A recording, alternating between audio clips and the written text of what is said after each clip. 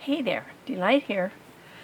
I'm coming to you today with kind of a project share, but not exactly a flip through.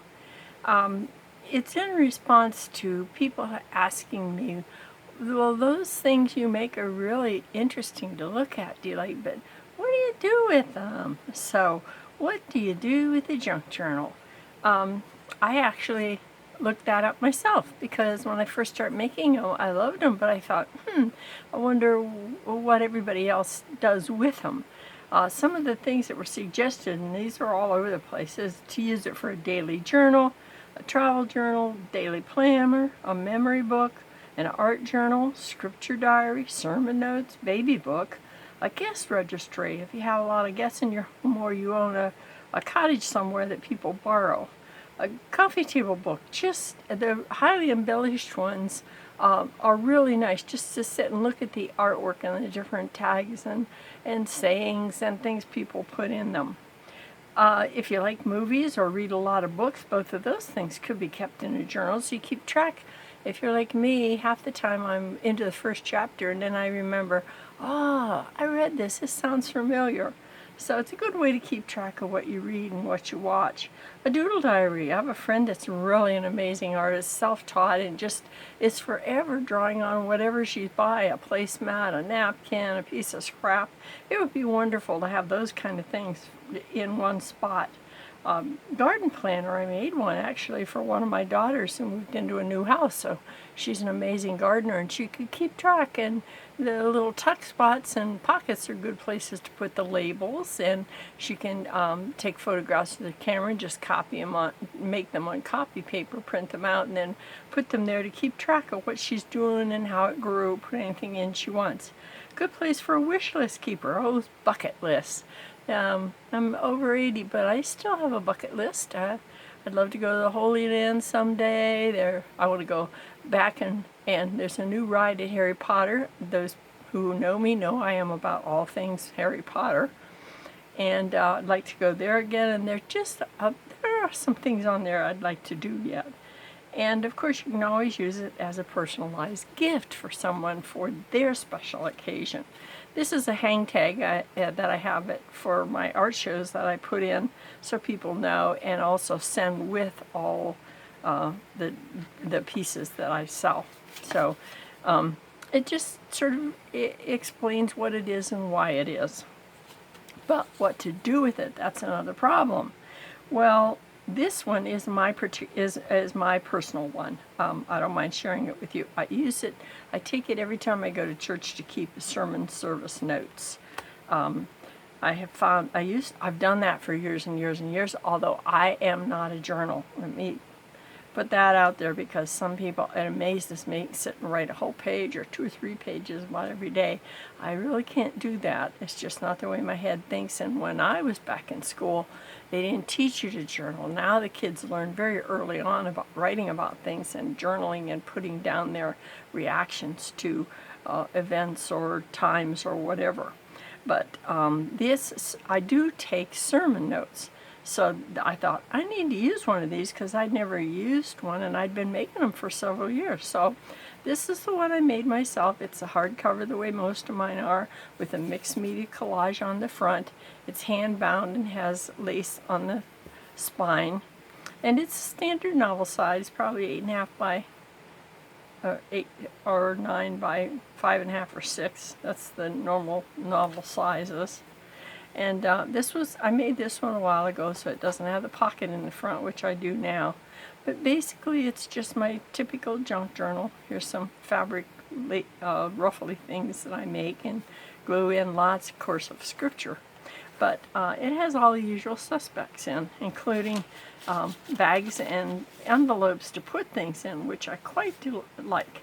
So I do write the date and where I went to service, and I just write some notes and on what happened that day. And I also keep special things in here, like I had some major surgery recently, and the grandson of a close friend and neighbor sent me a card and had this handwritten special note in telling me how he was praying for me, and it was so uplifting to me that very, very young man thought that much of me. just, practically still a kid, and yet he would do that. So I put those kind of things in here.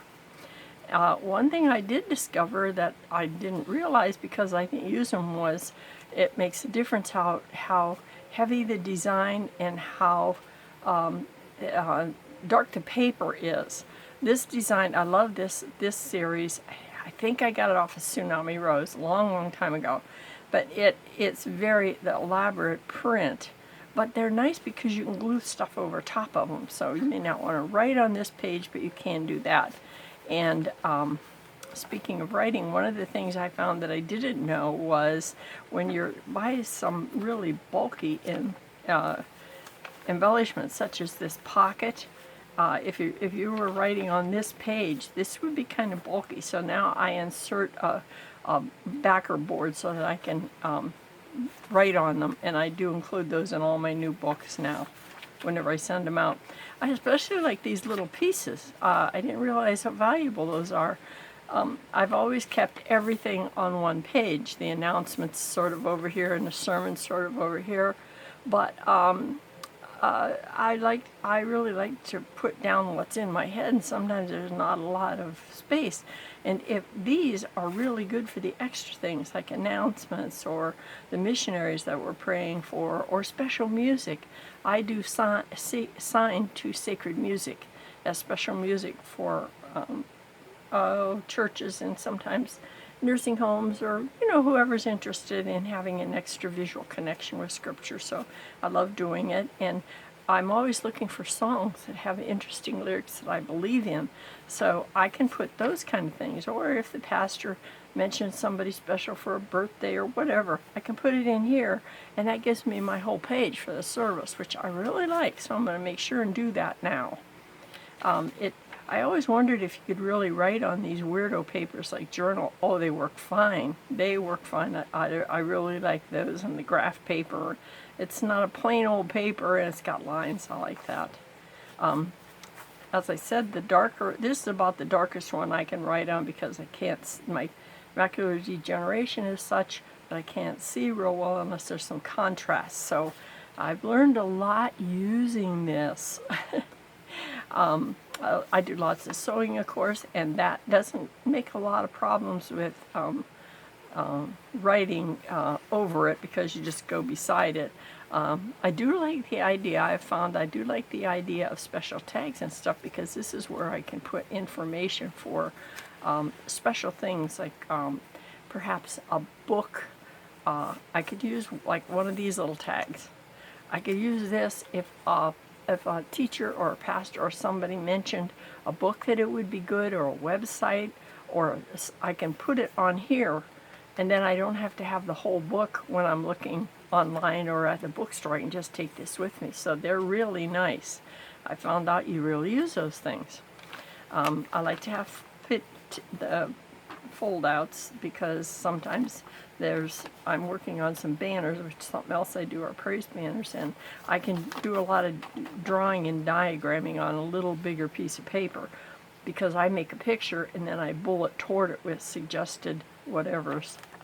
So this is, like I said, it's faith-based. I make a lot of these faith-based ones basically for sermon notes, but really for anything you want to use it for prayer journal or whatever. I always include a lot of these little mini journals in them, basically for a special event or something that people could add to it. But again, this is something that I could put my notes if I had a project. I was asked to do a project, I could put the information about the project, and then when I calculate the materials I need, I could make a list, and I could take just this with me and prepare the project, and then after it's completed I can put it back in the journal and use an adjacent page to put the photographs of that project. So these are just really very handy. I love to use the tea-dyed, coffee-dyed, or run through the computer with my artwork envelopes. I use a lot of envelopes. So this is pretty typical. This is from last Sunday, and I have something on here that I wanted to transpose that I didn't quite get done, so I do that until I'm done. But this just makes for a very lovely way. It's something different. I used to always go to Big Lots and buy an $8 or $10 journal because you don't want to use one that's too flimsy because they take a beating, and when you use them all the time. And I would spend $8 to $10 for one of those, and they were just a boring old piece of paper. I really found out I love these, and I don't know why I didn't. I don't know why I was making them all those years.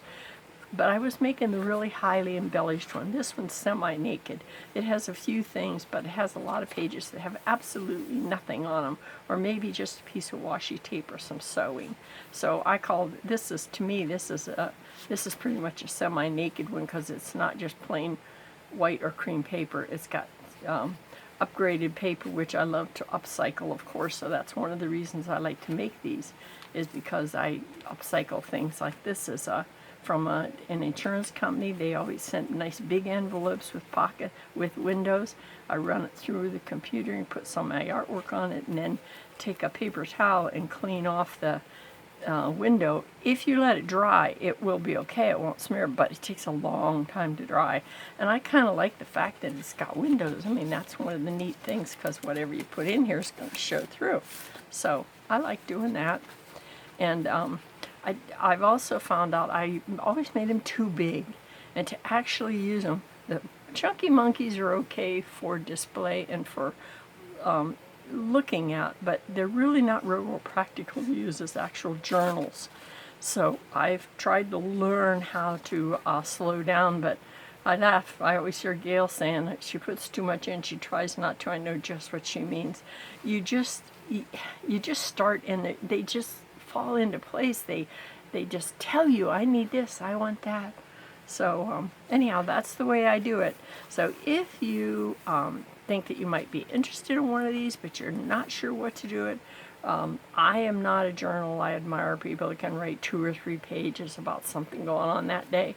I do more what might be Nick the Booksmith calls it commonplace journals that you're keeping. Like a lot of times I write on here, I'll write like album numbers, names and titles of album numbers, or general information. Sometimes you learn the most interesting things at church about things that have nothing to do with church. So there's commonplace information I enjoy keeping. So this is a good thing to use it for.